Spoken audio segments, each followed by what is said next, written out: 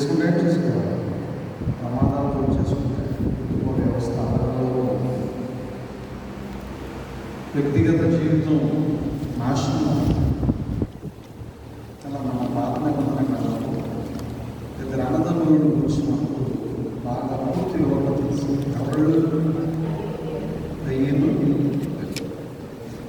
కయ్యేను హేబేలు దేవునికి చాలా ఇష్టం.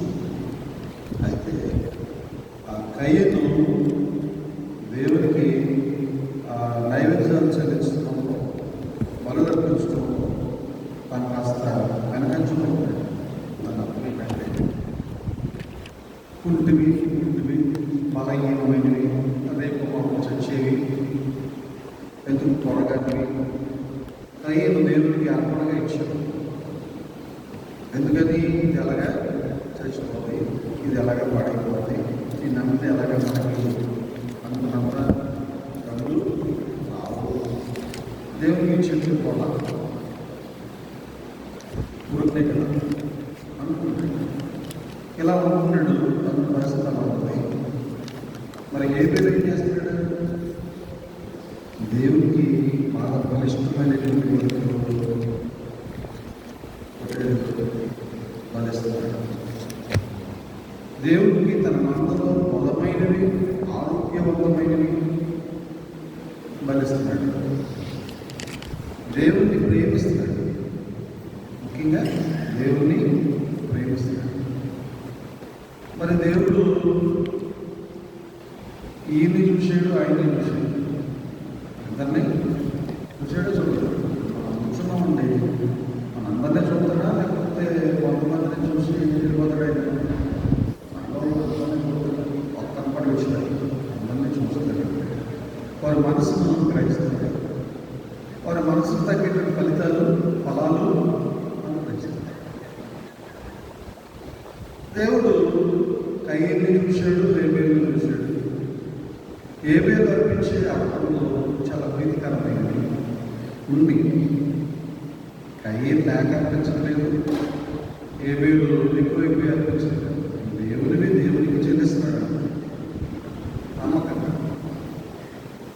ఈ విధంగా హేబేలు చూసినటువంటి దేవుడు హేబేలుని ప్రేమిస్తున్నాడు, హేబేలుని ఆశీర్వదిస్తున్నాడు, హేబేలుని ప్రేమిస్తున్నాడు. అంతే కదా? మనం దేవుడిని ప్రేమిస్తే దేవుడు మనల్ని ప్రేమిస్తాడు.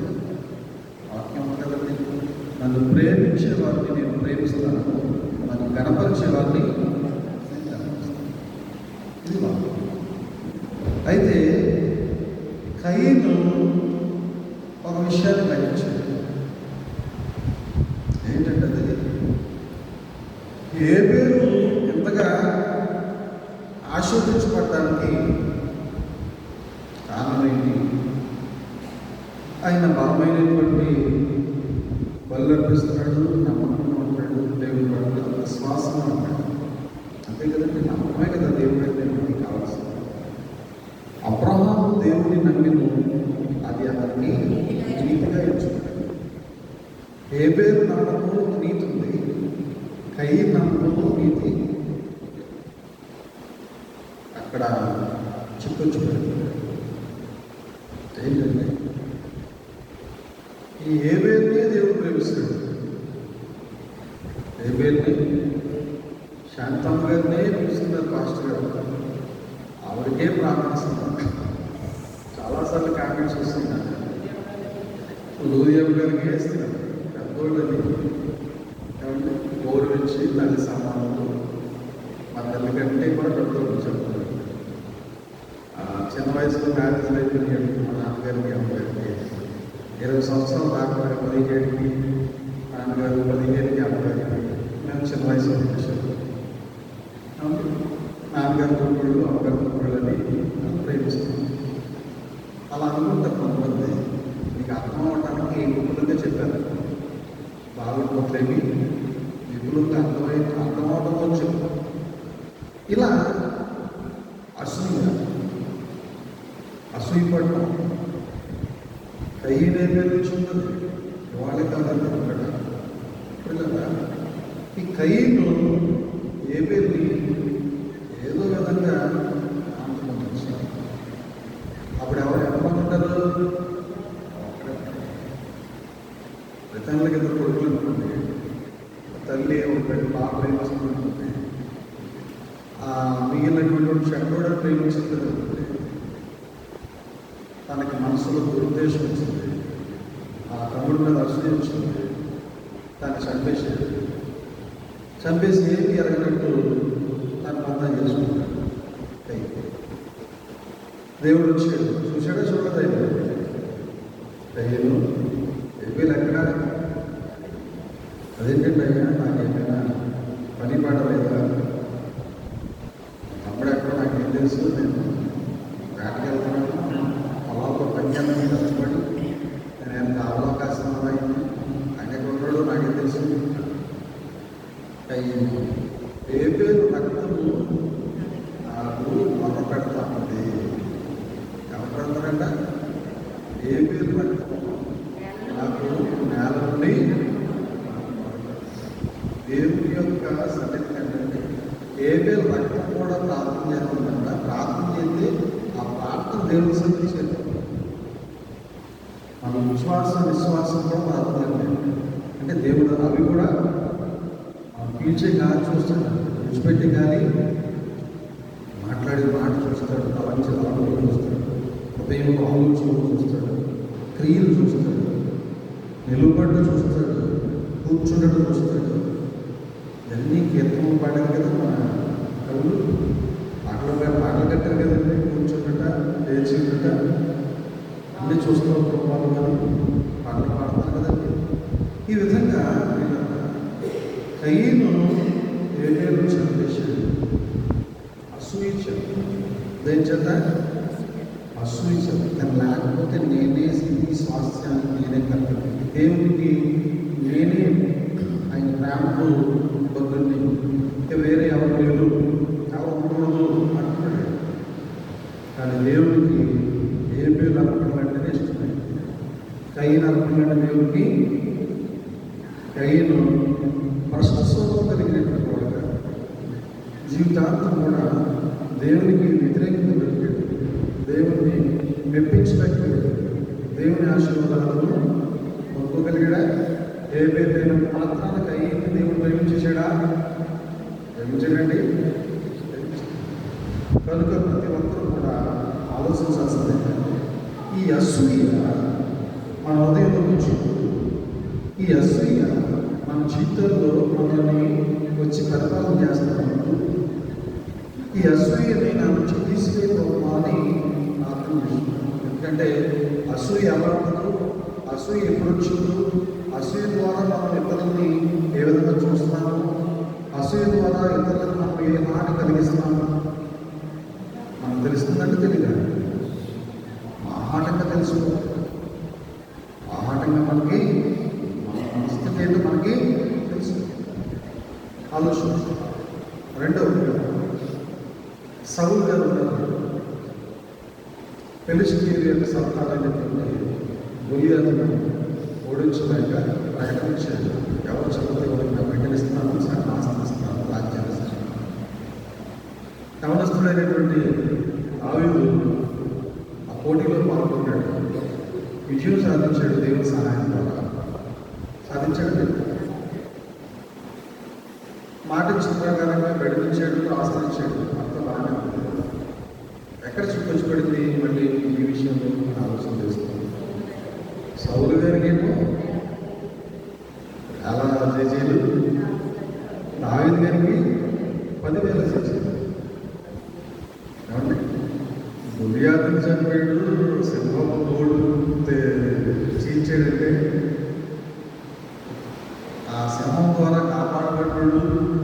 ఆ గొలియాతు మూలంగా నాశనం అవ్వకుండా, తన వల్ల వాడైపోకుండా కాపాడినందుకు దావీదును మరి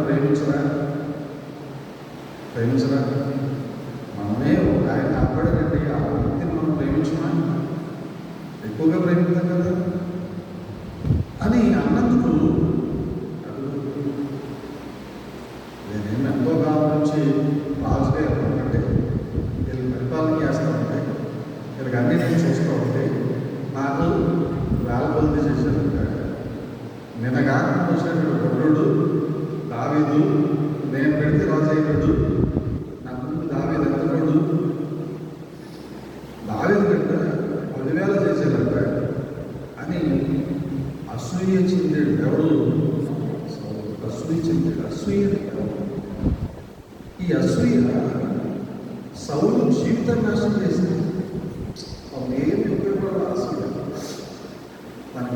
తనకి ఏమైనా ఉపయోగపడిందా? తను ఏమైనా హెచ్చించిందా? తనకి ఏమైనా మెరుగు చేసిందా? బాగుపడ్డాడైనా ప్రతి క్షణము ఈటిలు ఇసిరకూడదు. ఎవరి మీద? దావీదు మీద ఈటిలు ఇసిరకూడదు, బాణాలు ఇసిరకూడదు. ప్రేమ మాట్లాడేవాడు, కానీ ఎప్పుడు ఒంటరిగా దొరికినప్పుడు బాణాలు ఇసిరకూడదు, కత్తిలు ఇసిరకూడదు. తప్పించి తిరిగి కూడా ఎవరు చేతకాదు. దావీదు తప్పించుకుని తిరగడానికి కలిగిన కారణం ఏంటంటే చేతకాక కాదు, నా వలకాక కాదు. సౌలు నాకంటే ముందు అభిషేకించబడ్డాడు దేవుడు చెప్పు కదా. సమయాలు అభిషేకించాడు కదా మొదటి రాజు గారు. పిల్లల అభిషేకించుకున్న వారికి అది నీతి, నీతి అవ్వదు. ఆ విధంగా దావీదు వస్తాడు. జీవితాంతం సౌలు జీవించినంత కాలం అంతా కూడా దావీదుని కూడా ఏడ్చాడు. దావీదుని పట్టుబెట్టడానికి చూశాడు. దావీదుని మానసికంగా హింసించాడు. దావీదుని పరుగులు పెట్టించాడు. కనీసం పెట్టనిచ్చినటువంటి అల్లుడు కదా అనేటువంటి ఇంగిజ్ఞానం కూడా లేకుండా, సమీప బంధువు కదా అనేటువంటి ఆలోచన కూడా లేకుండా అన్నీ మర్చిపోయి కేవలం సెల్ఫ్ రెస్పెక్ట్ కోసం, ఎనివే సెల్ఫ్ రెస్పెక్ట్ కోసం సౌలు దావీదుని ప్రతి క్షణం హింసించాడు. చివరికి ఏమైపోయాడు?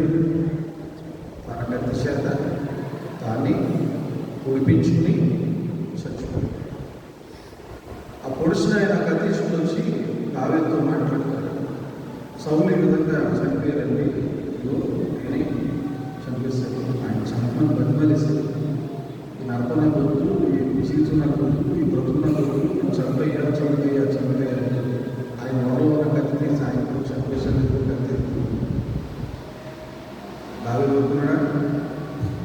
ఊరుకున్నాడండి, ఊర్లేదా వదిలింది. ఆడ అసలు నేనంటే ఇష్టపడ్డావు, నన్ను అసలు ఇష్టపడ్డా ససేంద్ర నన్ను కళ్ళతో చూడడం లేదు, నువ్వు మంచి పని చేసావురా అని చెప్పేసి ఆయన కావాలించుకుని ఆయన మెల్ల పొలిసేసాడే. వెంటనే అతన్ని చంపేశాడు. నీతి అండి, నీతి ఉండాలి. మంచి ప్రతి ఒక్కరికి కూడా ఉండలే నీతి ఉండాలి. యేసుప్రభు ఏంటి బాప్తిస్మం ఇచ్చి ఆనందానికి వెళ్ళి బాప్తిస్మం తీసుకోండి. దేవుడు వచ్చి మన వాక్యం చెప్తానంటే నేను కూర్చొని వింటానంటే మీ వాక్యం అన్నాడు అనుకోండి, మనకి ఎలా ఉంటుంది? అది బాబోయ్ దేవుడు వచ్చి వాక్యం అంటున్నాడు, దేవుడు కూర్చోడు అనుకోండి తెల్లగా, మనకి ఎలా ఉంటుంది?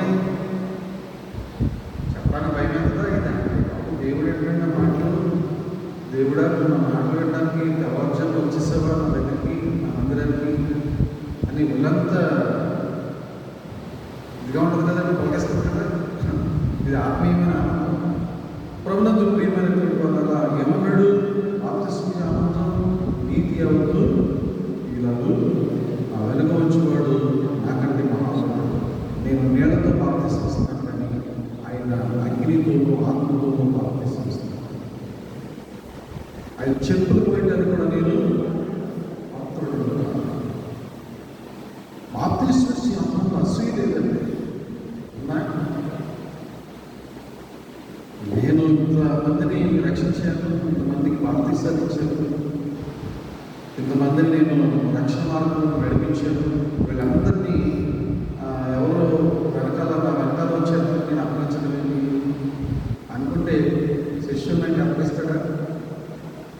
కష్టపడి సంపాదించిన ఆత్మని ఎవరికి అప్పగించుకెళ్ళి వెళ్ళాడంటే యేసుప్రభుకి అప్పగించాడు కదా.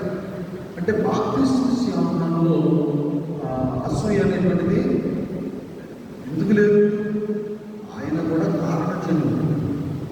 ఆయన కూడా బాప్తిస్మ ఆనందం యేసు ప్రభు కంటే 6 నెలల ముందు దేవుని మార్గాన్ని సిద్ధపరచడానికి, యేసు ప్రభు యొక్క మార్గాలు సరళం చేయడానికి వచ్చినటువంటి ఒక దూత, ఒక కేక, ఒక శబ్దం అన్నాడు. దేవుడికైనా ఒక శబ్దంగా పనిచేశాడు. ఇప్పుడు మైక్లో మనం చెప్తూ ఉన్నటువంటి మాటలన్నీ విలేజ్ అంతా కూడా చక్కగా వాయిస్ దేవుడి మాటలు వింటారు. మీరు కూడా వింటారు. ఇక్కడ కూర్చుని అరుగుల మీద కూర్చుని దేవుడి మాటలు వింటే, యేసయ్య మాటలు వింటే నాకు ఆరోగ్యం వస్తాడు, యేసుప్రభు మాటలు వింటే నాకు మంచి జరుగుతుంది అని వినేవాళ్ళు